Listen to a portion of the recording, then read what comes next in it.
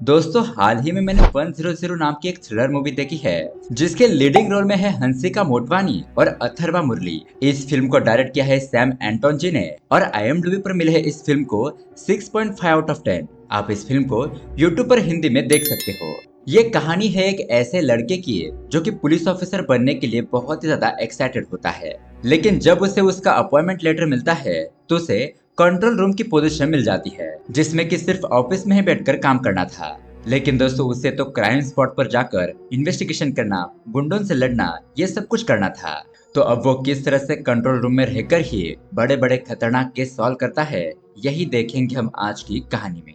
इस मूवी की कहानी बहुत ज्यादा बढ़िया है और सस्पेंस और थ्रिल से भरी हुई भी। तो दोस्तों अगर आपको हमारा एक्सप्लेनेशन पसंद आता है तो वीडियो को लाइक और चैनल को सब्सक्राइब जरूर कीजिए। तो चलिए शुरू करते हैं आज की कहानी। कहानी की शुरुआत में हम देखते हैं कि एक पुलिस स्टेशन में एक लड़के को अरेस्ट करके लाया जाता है। ऐसा लग रहा था कि मानो यहाँ पर एक बहुत बड़ा क्राइम केस हुआ हो और उस लड़के को पकड़ने के बाद इस केस की फाइल को क्लोज कर दिया जाता है। अब उसके अगले सीन में हमें एक प्लेग्राउंड को दिखाया जाता है जिस जगह पर कुछ लड़के खेल रहे होते हैं। तभी कॉलेज का एक स्टूडेंट उन्हें कॉल करता है और बताता है कि भाई कॉलेज में एक लफड़ा हो गया है, अनवर की बहन को किसी ने छेड़ दिया है। अब ये बात सुनकर सभी लोग बहुत ज्यादा गुस्सा हो जाते हैं और तभी यहाँ पर ये लोग हमारे कहानी के हीरो सत्या को बुलाते हैं।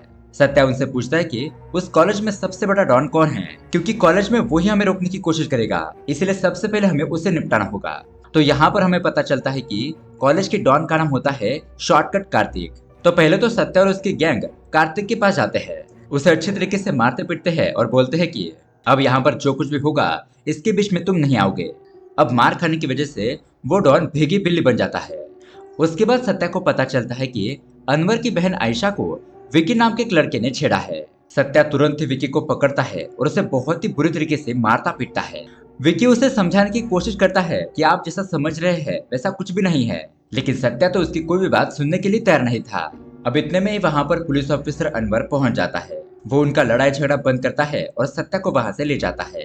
लेकिन दोस्तों यहाँ पर हमें पता चलता है कि दरअसल वो ऑफिसर अनवर सत्या का ही खास दोस्त है।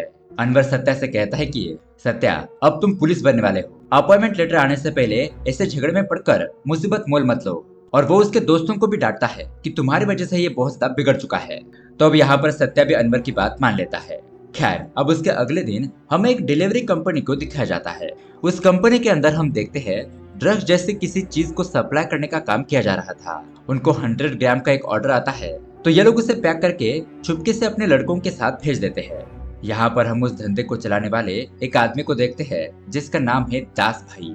वहाँ पर काम करने वाले एक लड़के ने कुछ गलती की थी तो उससे वो बहुत ज्यादा मारता पीटता है और इस घटना से हमें पता चलता है कि ये कितना बेरहम इंसान है। अब उसके अगले दिन हमें एक स्कूल का सीन दिखाया जाता है जहाँ पर हरि नाम का एक लड़का संध्या नाम की एक लड़की के पास आता है और वो संध्या से पूछता है कि संध्या क्या सच में तुम मुझसे प्यार करती हो ना। संध्या उसे कहती है कि हरि अब मैं ये बात तुम्हें कितनी बार कहूँ कि हाँ मैं तुमसे प्यार करती हूँ। अब ये दोनों आपस में बात कर ही रहे होते हैं कि तभी वहाँ पर एक और लड़का आता है। वो संध्या को डांटने लगता है और कहता है कि संध्या मैंने तुमसे कहा था कि मैं तुमसे प्यार करता हूँ, लेकिन तुमने मुझे ठुकरा दिया और अब इस लड़के के साथ गुलछरे उड़ा रही हो। संध्या उसे कहती है कि तुम कौन हो, मैं तो तुम्हें जानती भी नहीं हूँ। वो लड़का कहता है कि बस बस अब ये सब नाटक बंद करो और आइंदा से मुझे इस लड़के के साथ दिखी ना तो तुम्हारी खैर नहीं। और वो हरि को भी संध्या से दूर रहने की धमकी देकर वहां से चला जाता है। अब उसकी दूसरी तरफ हम सत्या को हॉस्पिटल में देखते हैं। एक पुलिस ऑफिसर ने उसे वहां पर बुलाया था। यहाँ पर सत्या की मुलाकात निशा नाम की एक लड़की से होती है। निशा थोड़ी परेशानी में लग रही थी तो सत्या उसे जाकर परेशानी की वजह पूछता है। वो बताती है कि मेरे भाई को ब्लड की जरूरत है और अभी तक हमें डोनर नहीं मिला है। सत्या कहता है कि मैं खून दे देता हूँ, मेरा ब्लड ग्रुप है बी पॉजिटिव। तो निशा तुरंत ही उसे ले जाकर खून ले लेती है। थोड़ी देर के बाद वो ऑफिसर सत्या से कहता है कि कॉलेज में जो तुमने झगड़ा किया था तो उस लड़के का बहुत ज्यादा खून बहा है और उसकी बहन तुम्हारे खिलाफ पुलिस कंप्लेंट करना चाहती है। अब तुम ही बताओ हम क्या करें, ऐसे कहीं पर भी तुम बेफुजूल का झगड़ा करते रहते हो। तभी वहाँ पर निशा आती है और इन लोगों की बातों ही बातों में पता चलता है कि सत्या ने जिस लड़के को मारा था वो लड़का और कोई नहीं बल्कि निशा का ही भाई है। तो ये बात पता चलने पर निशा सत्या के ऊपर बहुत ज्यादा गुस्सा हो जाती है। सत्या उसे सॉरी कहता है और उसके भाई विक्की से मिलने के लिए जाता है। अंदर जाकर देखता है तो उसे पता चलता है कि अनवर की बहन आयशा और विक्की एक दूसरे से प्यार करते हैं। कॉलेज में उनका कुछ छोटा झगड़ा हुआ था और इसी मिसअंडरस्टैंडिंग की वजह से लोगों को लगा कि विक्की आयशा को छेड़ रहा है, जिसकी वजह से ये सब कुछ हंगामा हो गया। अब यहाँ पर आयशा सत्या को सब कुछ समझाती है और रिक्वेस्ट करती है कि सत्या, हम दोनों एक दूसरे से बहुत ज्यादा प्यार करते हैं, प्लीज आप मेरे भाई अनवर को मना लीजिए। तो सत्या कहता है कि ठीक है, मैं अनवर से बात करता हूँ, लेकिन फिलहाल तुम दोनों सिर्फ अपने पढ़ाई पर ध्यान दो। उसके बाद सत्या अनवर से मिलने के लिए उसके घर पर जाता है, जहाँ पर उसे पता चलता है कि 1 साल पहले अनवर के पिताजी का काम चला गया था, इसलिए उन्होंने काम शुरू करने के लिए दास भाई नाम के एक बंदे से 5 लाख रुपए उधार के तौर पर लिए थे। लेकिन अब 1 साल में वो पैसे ना चुकाने की वजह से वो लोग उनके घर पर आकर धमकियां दे रहे हैं और उस आदमी के लोगों को बेवजह उन्हें बिरयानी खिलानी पड़ रही है। अनवर उसे कहता है कि अभी मुझे अपने घर का काम भी करना है और बहन आयशा की शादी के लिए भी पैसे इकट्ठा करने हैं। मुझे कुछ समझ नहीं आ रहा कि ये सब कुछ मैं कैसे करूंगा। अब उसके बाद वहाँ पर आयशा आती है और सत्या से कहती है कि सत्या, प्लीज तुम ये बिरयानी विकी को जाकर दे दो। अब सत्या कहता है कि ठीक है, मैं उसे दे दूंगा। ऐसा कहकर वो वहाँ से निकल जाता है। अब उसके बाद हम रास्ते पर संध्या और हरि को देखते हैं। हरि उसे पूछता है कि कल जो तुमसे लड़का मिलने के लिए आया था वो कौन था? मैंने देखा कि फेसबुक पर वो तुम्हारा फ्रेंड है, तो बताओ तुमने मुझसे झूठ क्यों कहा कि तुम उसे नहीं जानती हो? संध्या उसे कहती है कि मेरे फेसबुक पर 1000 फ्रेंड हो सकते हैं, लेकिन क्या तुम सभी लोगों की बातों पर विश्वास करोगे? मैंने कहा ना तुमसे मैं उसे नहीं जानती। तो हरि उसे ठीक है, मैं सॉरी कहता हूँ, ऐसा कहने लगता है। तभी हम वहाँ पर उस लड़के को देखते हैं जो कि चाकू लेकर उन लोगों को मारने के लिए उनकी तरफ बढ़ने लगता है। लेकिन इतने में ही वहाँ पर सत्य आता है और उसकी गाड़ी पर पुलिस लिखा हुआ देखकर वो लड़का चुपचाप रहता है, उनके ऊपर हमला नहीं करता। अब सत्या संध्या और हरि को देख लेता है। वो हरि से कहता है कि अरे यार, तुम्हें लड़की के सामने झुकने की कोई जरूरत नहीं है, अपनी थोड़ी सेल्फ रिस्पेक्ट बनाए रखो। ऐसा कहकर वो विकी को बिरयानी देने के लिए चला जाता है। तो यहाँ पर हमें पता चलता है कि निशा के पिताजी ट्यूशन क्लास चलाते हैं और वहाँ पर संध्या, हरि और बाकी के बच्चे ट्यूशन पढ़ने के लिए आते हैं। विकी और उसके पिताजी बिरयानी खाकर बहुत ज्यादा खुश हो जाते हैं। तभी वहाँ पर निशा पहुँचती है और अपने पिताजी को डांटने लगती है। कहती है कि इस सत्य ने ही मेरे भाई को मारा पीटा था और आप उसने दी हुई बिरयानी खा रहे हो। निशा के पिताजी कहते हैं कि बेटा, अब तुम उस बात को भूल जाओ। देखो, सत्या ने हमें सॉरी बोल दिया है, इसलिए तुम इस मैटर को यहीं पर क्लोज कर दो। तो निशा भी ठीक है ऐसा कहकर सत्या को अपने घर से जाने के लिए कहती है। तो वहां से जाते वक्त सत्या निशा की खूबसूरती की तारीफ करता है और उसके सामने अपने प्यार का इजहार भी कर देता है। अब ऐसी प्यार भरी बातें सुनकर निशा तो शर्मा कर अंदर चली जाती है। फिर क्या था, इन दोनों की मुलाकातें बढ़ने लगती है और उन दोनों में एक दूसरे से प्यार हो जाता है। खैर, अब दोस्तों उसके अगले दिन बहुत बड़ा कांड हो जाता है। अगले दिन हमें पता चलता है कि संध्या ट्यूशन से निकली थी, लेकिन वो अपने घर पर नहीं पहुंची और किसी ने उसका मर्डर कर दिया है। पुलिस निशा के पिताजी के घर पर पहुंचकर पूछताछ कर रही होती है। हरे पुलिस को बताता है कि हम दोनों बहुत ही अच्छे दोस्त थे, लेकिन एक लड़का कुछ दिनों से संध्या को परेशान कर रहा था। तो उसके बाद पुलिस तुरंत ही उस लड़के को ढूंढ लेती है। उसे बहुत ज्यादा मारने पीटने के बाद वो लड़का बताता है कि हाँ सर, मैंने ही संध्या को मार डाला। मैं उसे बहुत ज्यादा प्यार करता था, लेकिन मैं एक गरीब और अनाथ लड़का हूँ, इसलिए उसने मुझे रिजेक्ट कर दिया। तो मैंने गुस्से में आकर उसके टुकड़े टुकड़े कर दिए और उसकी लाश को जला दिया। ये सुनने के बाद पुलिस तुरंत ही उस लड़के को अरेस्ट कर लेती है और उसे जेल में डालकर ये केस क्लोज हो जाता है। अब यहाँ पर ये सारी बात सत्या को निशा के पिताजी बताते हैं। अब उसके अगले दिन सुबह सुबह अनवर, सत्या और उसके दोस्त ग्राउंड पर एक्सरसाइज कर रहे होते हैं। तभी वहाँ पर एक आदमी अपने कुछ लोगों के साथ आता है और अनवर को डांटने लगता है। कहता है कि तुमने अपनी बहन की पढ़ाई करने के लिए मुझसे पैसे लिए थे, अब वो पैसे कब लौटाओगे? अनवर कहता है कि भाई, मुझे थोड़ा और समय चाहिए, मैं आपके पैसे जल्द से जल्द लौटा दूंगा। लेकिन वो आदमी अनवर को थप्पड़ मार देता है। ये देखकर सत्या को बहुत ज्यादा गुस्सा आ जाता है। अब उस आदमी ने मेरे दोस्त को कैसे मारा, इसलिए सत्या उस आदमी को मारने के लिए जा ही रहा था, लेकिन उसके दोस्त उसे रोक लेते हैं।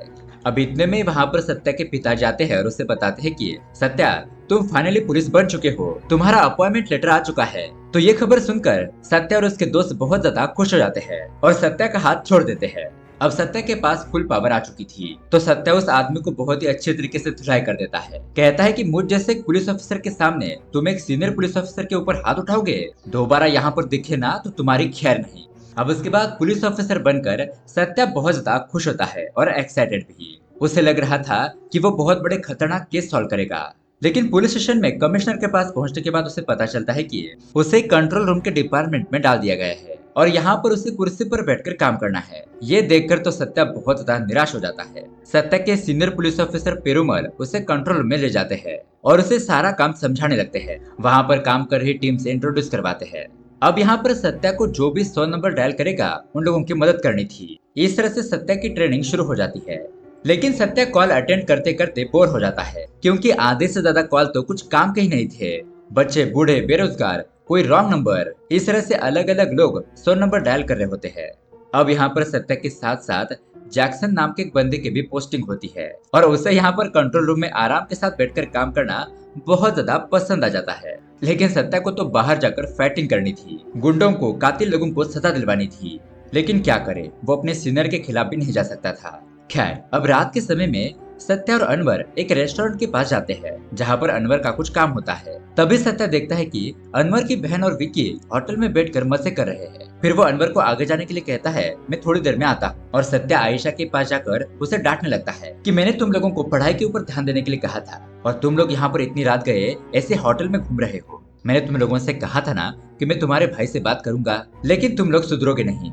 लेकिन दोस्तों, अब इतने में ही वहाँ पर अनवर आ जाता है और यहाँ पर उन दोनों में झगड़ा शुरू हो जाता है। सत्या उसे कहता है कि अनवर रुको रुको, मैं तुम्हें सब कुछ बताता हूँ। लेकिन अब अनवर को लगता है कि विकी की बहन निशा को पटाने के लिए सत्या ने आयशा के प्यार को बढ़ावा दिया है और अनवर अपनी बहन को थप्पड़ मारकर उसे घर ले जाता है और जाते जाते सत्या से ये भी कहता है कि आज से तुम्हारे और मेरी दोस्ती खत्म। और ये बात सुनकर सत्या बहुत ज्यादा दुखी हो जाता है, क्योंकि दोस्तों उन दोनों की बहुत ही अच्छी खासी दोस्ती थी जो कि मिसअंडरस्टैंडिंग की वजह से टूट चुकी थी। अब उसके बाद से सत्या अपने काम पर ध्यान देता है और उसके अगले दिन कंट्रोल रूम में सत्या को एक महिला का कॉल आता है। वो उसे बताती है कि 3 लोग आकर मेरे बेटे को किडनैप करके ले गए, प्लीज आप उसे बचा लीजिए। तो पुलिस तुरंत ही इस केस की छानबीन करना शुरू कर देती है। सत्या शाम को उस किडनैप हुए लड़के के घर पर जाता है तो वहाँ पर वो पति पत्नी बहुत ज्यादा दुखी होते हैं। उन दोनों का दुख सत्या से देखा नहीं जाता। बाद में वो आदमी सत्या से कहता है कि सर प्लीज आप मेरे बेटे को ढूंढ निकालिए। अब उसके अगले दिन उन्हें किडनैपर का कॉल आता है कि हमें 10 लाख रुपए चाहिए, वो पैसे बताए गए जगह पर रख दो वरना तुम लोगों को तुम्हारा बेटा नहीं मिलेगा। इसलिए वो आदमी 10 लाख रुपए की बैग एक जगह पर रख देता है। यहाँ इस तरफ कंट्रोल रूम में पुलिस ऑफिसर उन किडनैपर का पता लगाने की कोशिश कर रहे होते हैं। अब वो किडनैपर उस बैग को उठाकर एक घर के अंदर चला जाता है और पिछले रास्ते से निकलकर कहीं पर गायब हो जाता है। यहाँ कंट्रोल रूम में एक दूसरा पुलिस ऑफिसर उस किडनैपर का लोकेशन पता करने की कोशिश कर रहा होता है, लेकिन अभी तक उन्हें कुछ भी सुराग नहीं मिला था। अब सत्या भी उस कंट्रोल रूम में मौजूद था। वो इन सारी बातों को ऑब्जर्व करता है। उसके बाद सत्या कंट्रोल रूम से बाहर आ जाता है ताकि उस किडनैपर के लोकेशन का पता लगा सके और उसे पकड़ सके। उसे किडनैपर के लोकेशन का पता चल जाता है, क्योंकि जब किडनैपर ने कॉल किया था तो उस कॉल रिकॉर्डिंग में ट्रेन की आवाज आ रही थी। इसीलिए वो तुरंत ही नजदीकी रेलवे स्टेशन पर पहुंच जाता है। यहाँ पर वो इधर उधर ढूंढने लगता है और उसे एक डब्बे में वो किडनैपर मिल जाते हैं। किडनैपर को तो लग रहा था कि पुलिस उन्हें ढूंढ नहीं पाएगी, लेकिन सत्या यहाँ पर पहुंचकर उनकी हड्डी पसली एक कर देता है। फिर वो उन लोगों से पैसों का बैग भी लेता है और उस बच्चे को बचा भी लेता है। उसके बाद अब डिपार्टमेंट में किसी को ना पता चले, इसलिए वो चुपचाप कंट्रोल रूम में आकर बैठ जाता है और अब उसे लगता है कि आज उसने पुलिस की ड्यूटी की है, जिससे कि वो बहुत ज्यादा खुश हो जाता है। वो ठान लेता है कि अब वो इसी तरह से पुलिस स्टेशन से बाहर जाकर चुपके से केस को इन्वेस्टिगेट करेगा। खैर, अब उसके अगली रात हम देखते हैं दास के गोदाम से एक ट्रक बाहर निकलता है जिसके जरिए ड्रग्स का माल सप्लाई किया जा रहा होता है। तभी यहाँ पर रास्ते में उन लोगों का एक छोटा सा एक्सीडेंट हो जाता है। उनकी गाड़ी एक पत्थर से टकरा जाती है। तभी उस एरिया से एक पुलिस की गाड़ी गुजर रही थी, तो वो लोग वहाँ पर आकर उनसे पूछते हैं कि यहाँ पर क्या चल रहा है। वो लोग कहते हैं कि कुछ नहीं सर, हम यहाँ से हमारा सामान लेकर जा रहे थे और तभी यहाँ पर हमारी गाड़ी थोड़ी सी टकरा गई और कोई बात नहीं है। लेकिन वो पुलिस ऑफिसर कहता है कि ठीक है, लेकिन मुझे तुम्हारी गाड़ी के अंदर क्या है ये देखना है। तो ये सभी लोग थोड़ा सा घबरा जाते हैं और फिर से कहने लगते हैं कि नहीं सर, इसके अंदर कुछ नहीं है। ऑफिसर कहता है कि नहीं, मुझे तुम लोगों के ऊपर शक हो रहा है।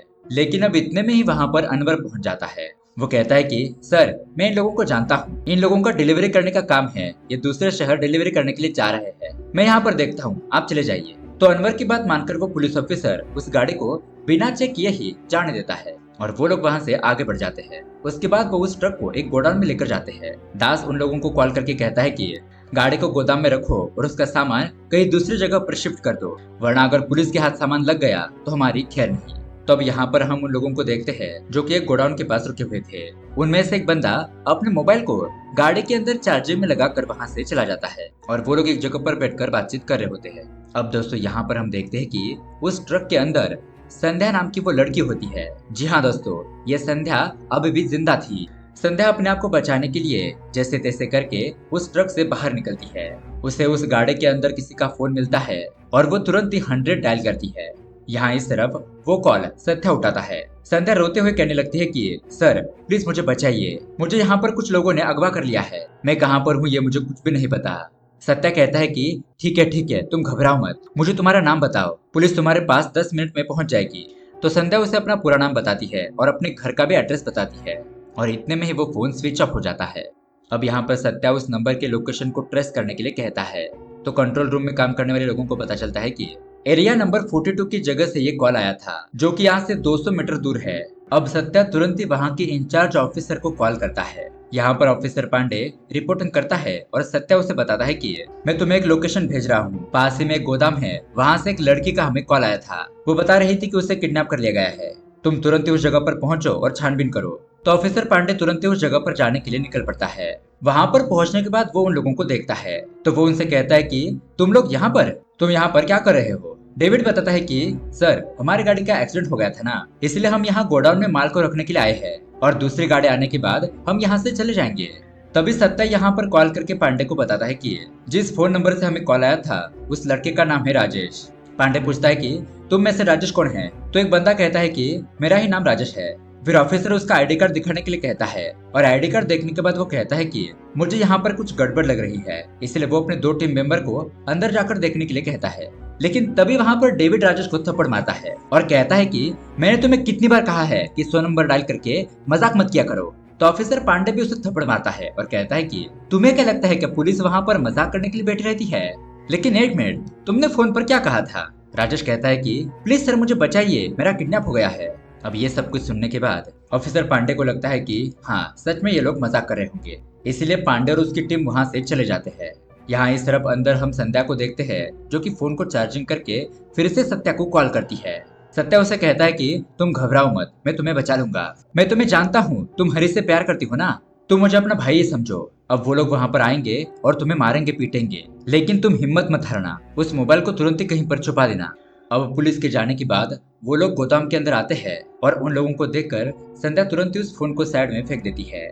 वो लोग संध्या को पकड़ते हैं और उसे मारते पीटते हैं, फिर अपने फोन को ढूंढने के लिए किसी दूसरे लड़के के फोन से उस पर कॉल करते हैं। रिंग सुनाई देने के बाद उन्हें वो फोन मिल जाता है। अब डेविड उस फोन को तुरंत ही तोड़ देता है ताकि पुलिस उन्हें ट्रेस ना कर सके और फिर ये लोग उस लड़की को लेकर वहां से चले जाते हैं। अब यहाँ कंट्रोल रूम में सत्या उस फोन पर जिसका कॉल आया था उस नंबर को ट्रेस करने लगता है। तो उसे पता चलता है कि वो लोग उस गाड़ी को लेकर एक पार्क होटल में पहुंचे हैं। ये एक बहुत बड़ा होटल होता है। तो सत्या अपनी गाड़ी लेकर तुरंत ही उस होटल में पहुंच जाता है। यहाँ कंट्रोल रूम से जैक्सन उसे बताता है कि तुम सही लोकेशन पर पहुंच चुके हो, उन लोगों का लोकेशन उसी होटल में दिखा रहा है। अब उस होटल में बहुत सारे लोग मौजूद थे और वहाँ पर पार्टी भी हो रही थी। तो सत्या डीजे वाले के पास जाता है और उस दूसरे नंबर पर कॉल करता है। तुरंत ही वो उस म्यूजिक को बंद कर देता है और वो दूसरा बंदा कॉल को उठाता है, जिससे कि सत्या को पता चलता है कि उस लड़की को किडनैप करने वाले यही लोग हैं। अब सत्या उन लोगों को बहुत ही बुरी तरीके से मारता पीटता है और फाइनली सत्या को संध्या मिल जाती है जो कि पार्किंग वाले एरिया में एक कार के अंदर कैद थी। वो तुरंत ही इस जगह पर अनवर को बुलाता है और उसे कहता है कि यार मैं कंट्रोल रूम के डिपार्टमेंट का आदमी हूँ, इसीलिए मैं इन लोगों को पुलिस स्टेशन नहीं ले जा सकता और तुम्हारे अलावा मुझे किसी पर भी विश्वास नहीं है, तुम इस लड़की को सही सलामत उसके घर पर छोड़ दो। तो अनवर ठीक है ऐसा कहकर संध्या को लेकर वहां से चला जाता है। लेकिन अब उसके अगले दिन सत्या टीवी देख रहा होता है, तब उसे पता चलता है कि 2 महीने पहले संध्या को मारने वाले लड़के को पकड़ा गया था, वो लड़का अब जेल से छूट चुका है, पुलिस ने उसे छोड़ दिया है। ये खबर सुनने के बाद सत्या के तो होश उड़ जाते हैं। वो तुरंत ही संध्या के घर पर पहुंचता है, लेकिन संध्या तो वहां पर नहीं होती। उसकी माँ रोते हुए कहती है कि संध्या तो मरने के बाद घर पर ही नहीं आई है, पता नहीं मेरी बेटी कहाँ पर होगी, उसके साथ क्या क्या हुआ होगा। सत्या कहने लगता है कि मैंने तो उसे कल देखा था। उसकी माँ कहती है कि सर प्लीज अगर आपको मेरी बेटी के बारे में कुछ भी पता है तो उसे जल्दी से ढूंढकर मेरे पास ले आइए। उसकी मरने की खबर हमें जब से मिली है उसकी लाश भी हमें नहीं मिली है। उसे प्यार करने वाला लड़का हमारे सामने ही रहता है, उसकी भी हालत बहुत ज्यादा खराब हो चुकी है। अब सत्या वहां से जाते जाते हरि को भी रोते हुए देखता है जो कि संध्या को खोकर बहुत ज्यादा दुखी था। अब ये सब कुछ देखने के बाद सत्या को बहुत ज्यादा गुस्सा आ जाता है। वो तुरंत ही पुलिस स्टेशन में अनवर के पास पहुंचता है और उसे पूछता है कि बताओ अनवर, तुमने संध्या के साथ क्या किया, वो कहाँ पर है, मुझे पता है कि वो मरी नहीं है, मैंने तुम्हारे ऊपर भरोसा करके उसे घर पर छोड़ने के लिए कहा था।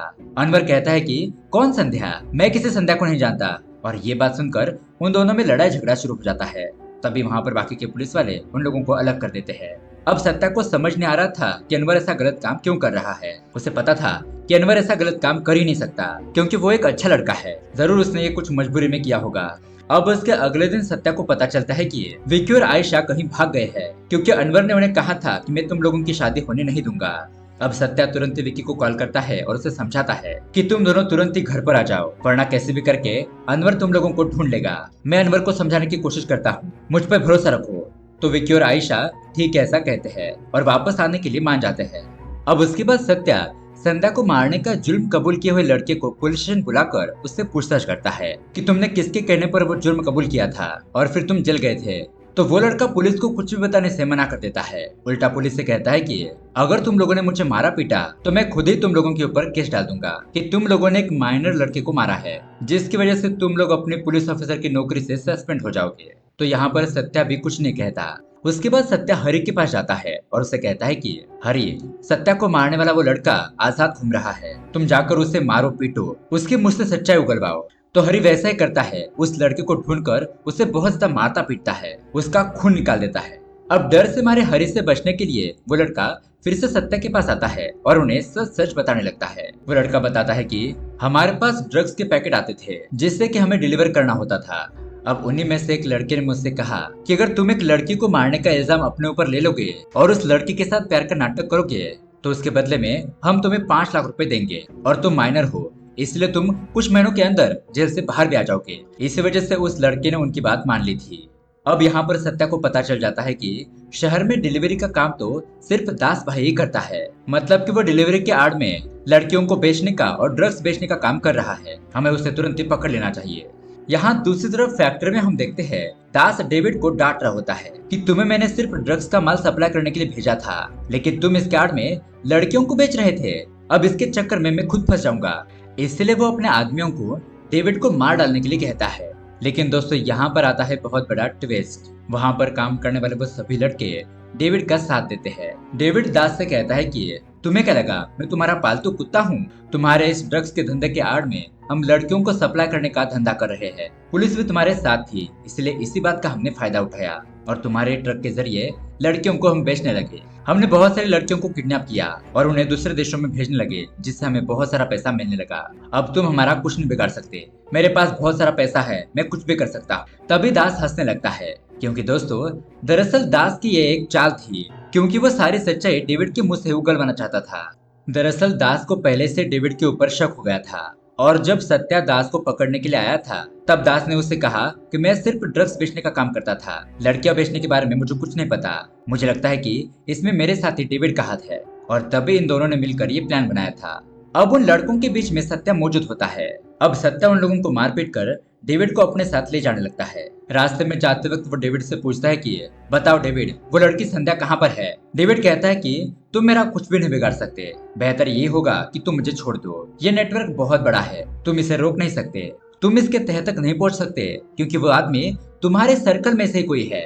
तभी वहां पर एक बाइक वाला बंदा आता है और सीधा डेविड को गोली मारकर खत्म कर देता है और तुरंत ही वहां से भाग जाता है। सत्या तुरंत ही उस बाइक का नंबर नोट करता है और कंट्रोल रूम में बताता है। अब ये लोग उस गाड़ी को सीसीटीवी फुटेज के जरिए ट्रैक करने लगते हैं, लेकिन वो बाइक वाला बंदा पुलिस स्टेशन के पास आकर रुकता है। वो अपना हेलमेट निकालता है तो उन्हें पता चलता है कि ये लड़का और कोई नहीं बल्कि अनवर है। जी हाँ दोस्तों, अब पुलिस तुरंत ही अनवर को पकड़ लेती है और सत्या वहाँ पर पहुंचकर अनवर से पूछता है कि बताओ अनवर, तुमने ये सब कुछ क्यों किया? वो लड़की संध्या कहाँ पर है? और तो और तुमने उस डेविड को क्यों मारा? अब यहाँ पर रोते हुए अनवर बताता है कि इसके पीछे जो कोई भी है, इसने मेरी बहन आयशा को किडनैप कर लिया है। उसने मुझे आयशा की नंगी फोटो भेजी और आयशा को खत्म करने की मुझे धमकी दी कि मैं अगर उनका काम नहीं करेगा तो वो लोग मेरी बहन को मार डालेंगे।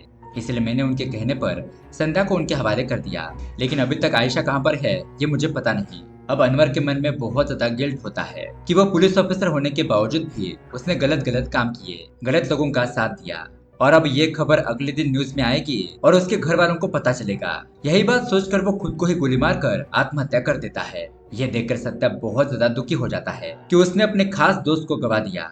अब उसके अगले दिन निशा सत्या को कॉल करती है और उसे हॉस्पिटल बुलाती है। वो उसे बताती है कि विकी को किसी ने मार पीट कर घर के सामने छोड़ दिया, इसलिए हम उसे हॉस्पिटल लेकर आए हैं। सत्या विकी से पूछता है कि विकी, आयशा कहाँ पर है? तो वो बताता है कि मुझे कुछ नहीं पता।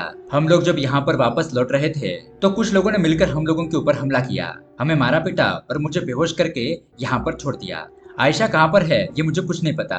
तभी वहां पर सत्या को एक आदमी कॉल करता है। वो कहता है कि मैं अनवर का दोस्त हूँ, मुझे पता है कि आयशा कहाँ पर है। मैंने तुम्हें एक लोकेशन भेजी है, तुम तुरंत ही उस जगह पर पहुंच जाओ। अब सत्या उस जगह पर पहुंचता है तो वहां पर एक कार खड़ी होती है। कार के डिक्की ओपन करने के बाद वहां पर एक लड़की होती है और उसके चेहरे का नकाब हटाने पर उसे पता चलता है कि ये लड़की तो संध्या है। अब संध्या रोने लगती है और घबराते हुए उसे बताती है कि भैया, मुझे किडनैप करने वाले लड़के का चेहरा तो मैं नहीं देख पाई, लेकिन वो एक 20 से 22 साल का लड़का है, मीडियम हाइट, गोरा चेहरा, और वो मुझे पतला सा नजर आ रहा था। और दोस्तों, यहाँ पर आता है बहुत बड़ा ट्विस्ट। उसके बताए हुए बातों से सत्या को पता चल जाता है कि ये लड़का और कोई नहीं बल्कि निशा का भाई विकी है। अब यहाँ दूसरी तरफ हम विकी को देखते हैं। विकी उस डिलीवरी कंपनी में ही काम करता था और उसने डेविड के साथ मिलकर बाहर के देशों में लड़कियां सप्लाई करने का धंधा शुरू किया। वो कॉलेज की लड़कियों पर नजर रखता था। डिलीवरी का सामान बेचने के बहाने से वो उन लड़कियों के घर पर जाकर उन्हें बेहोश करके उन्हें किडनैप किया करता और उसके बाद ये लोग उन लड़कियों को बेच देते। अब यहाँ पर विक्की सत्या को कॉल करता है और उसे कहता है कि आयशा मेरे पास है, मुझे उसकी कोई जरूरत नहीं है, तुम इसे ले जाओ और संध्या को मेरे हवाले कर दो। उस लड़की की कीमत 1 करोड़ रुपए है, मैं उसे हाथ से निकलने नहीं दूंगा।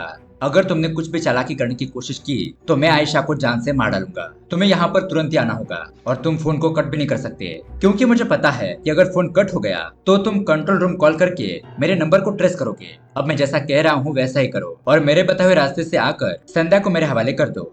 अब सत्या को ना चाहते हुए भी संध्या को उस जगह पर ले जाना पड़ता है। यहाँ इस तरफ कंट्रोल रूम में परिमल सत्या को कॉल करने की कोशिश करता है, लेकिन बहुत देर से उसका फोन बिजी आ रहा था, इसीलिए परिमल को शक हो जाता है। वो सत्या की लोकेशन को ट्रेस करते हुए उस जगह पर अपने 2 ऑफिसर को भेज देता है। अब जैसे वो 2 पुलिस ऑफिसर सत्या के पास पहुंचते हैं तो सत्या इशारों में उन दोनों को बताता है कि इस लड़की को तुम्हारे गाड़ी के अंदर ले लो और मैं अकेला विकी के पास जाकर उसे सबक सिखाता हूँ। तो वो लोग वैसा ही करते हैं। ये लोग गाड़ी को स्लो डाउन करते हैं और संध्या दूसरी गाड़ी में जंप कर लेती है। उसके बाद सत्या फोन पर बात करते करते विकी के पास पहुंच जाता है। विकी देखता है कि उसकी गाड़ी में तो संध्या नहीं है, इसलिए वो सत्या से पीछा छुड़ाने के लिए अपने इलाके में चला जाता है। वहां अंदर जाने के बाद विकी के बहुत सारे आदमी सत्या को बहुत ही बुरी तरीके से मारने पीटने लगते हैं। सत्या उन लोगों के साथ फाइटिंग करने की कोशिश करता है, लेकिन वो लोग बहुत सारी तादाद में थे। तभी यहाँ पर विकी उसे कहता है कि मैंने ही तुम्हारे दोस्त अनवर को खुद की जान लेने के लिए मजबूर किया था। मुझे पैसों की बहुत ज्यादा भूख थी, इसलिए मैंने लड़कियों को बेचने का काम भी शुरू किया, लेकिन इसके आड़ में तुम दोनों आ रहे थे, इसलिए मैंने तुम दोनों को ही मारने का प्लान किया। अब तुम मेरे हाथों से नहीं बचोगे। अब ये सारी बातें सुनने के बाद सत्या को बहुत ही ज्यादा गुस्सा आ जाता है। वो उन सभी गुंडों को जान से मार डालता है और विकी को भी घायल करके बेहोश कर देता है। इस तरह से वो आयशा को बचा लेता है। अब उसके अगले दिन न्यूज चैनल के जरिए हमें दिखाया जाता है कि कॉलेज में पढ़ाई करने वाला विक्की नाम का एक लड़का ड्रग्स और लड़कियों को बेचने का काम किया करता था और पुलिस के पकड़ने के हादसे में उसकी जान चली गई। अब ये खबर सुनने के बाद विक्की के पिताजी और उसकी बहन निशा बहुत ज्यादा दुखी हो जाते हैं कि उनके बेटे ने ये क्या काम कर दिया। उन्हें तो पता ही नहीं था कि उनका बेटा ऐसा भी कर सकता है। अब कहानी के एंड में हमें दिखाया जाता है कि सत्या को कंट्रोल रूम छोड़कर क्राइम ब्रांच में शिफ्ट किया जाता है, लेकिन सत्या कहता है कि नहीं सर, मैं कंट्रोल रूम में रहकर ही काम करूंगा, यही से मैं केसेस को सॉल्व करूंगा। अब उसके बाद हम रात को देखते हैं कि ये लोग विकी को पकड़कर एक जगह पर लेकर आते हैं। सत्या अपने टीम के साथ परिमल सर को कहता है कि सर, विकी जैसे लोगों को हमें जिंदा नहीं छोड़ना चाहिए। अगर ये जेल के अंदर चला गया तो उसके ऊपर केस सालों साल चलता ही रहेगा और किसी को कुछ भी इंसाफ नहीं मिलेगा। इन जैसे लोगों को हमें मार डालना चाहिए, वरना ऐसे गुनहगार बढ़ते ही रहेंगे। सत्या परिमल सर के हाथ में गन देकर उसे विकी को मारने के लिए कहता है और ऑफिसर परिमल विकी को शूट करके जान से मार डालते हैं और ये कहानी यहीं पर एंड हो जाती है। तो दोस्तों, ये कहानी आपको कैसी लगी हमें कमेंट करके जरूर बताइएगा। साथ ही ऐसे ही अमेजिंग मूवी देखने के लिए हमारे चैनल को सब्सक्राइब जरूर कीजिए। मिलते हैं अगली वीडियो में। Thanks for watching.